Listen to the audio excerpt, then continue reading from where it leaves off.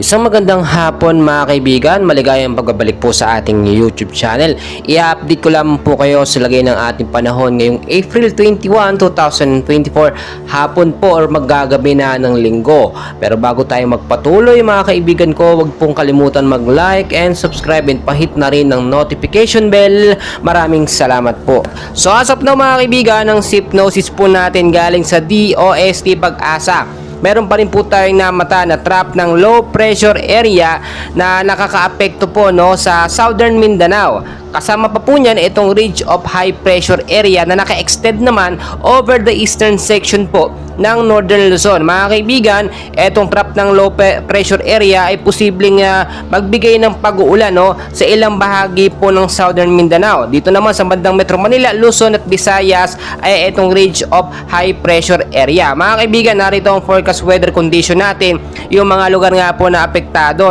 Sa area ng Mindanao mga kaibigan, mag-ingat po kayo dyan sa posibleng maulap na kalangitan at isolated rain showers or thunderstorm pagdating sa gabi dahil po yun sa trap ng low pressure area na ating patuloy na binabantayan, dahil posible po itong maging isang bagyo or LPA sa loob ng par kung ito po ay lumakas o pumasok directly sa ating bansang Pilipinas. Pinag-iingat po ang ating mga lugar dyan sa may bandang Mindanao kung sakaling magkaroon ng malakas na pag-uulan sa banta po ng pagbabaha. Gayon din po sa landslide. Sa area naman po ng Metro Manila mga kaibigan at ilang bahagi po ng ating bansa, apektado pa rin po at posibleng makaranas po ng maulap na panahon with isolated rain showers or thunderstorm pagdating po sa gabi, dahil naman po yan sa localized thunderstorm. Posibleng pagbabaha po sa mababang lugar at landslide naman sa matataas na lugar. As of now mga kaibigan, ayon po sa pag-check natin sa ating live radar, wala pa naman pong namamataan na bagyo sa loob ng Philippine Area of Responsibility.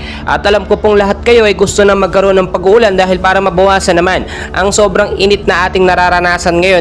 Pero huwag kayong mag-alala mga kaibigan, dahil ilang buwan na lang po simula ngayon ay matatapos na nga po ang heat season, dahil malapit na rin pumasok ang rainy season. Sa maganda po, yan po yung ating paghandaan. So ayon sa Pag-asa, posibleng isang bagyo ang pumasok bago matapos ang buwan ng Abril.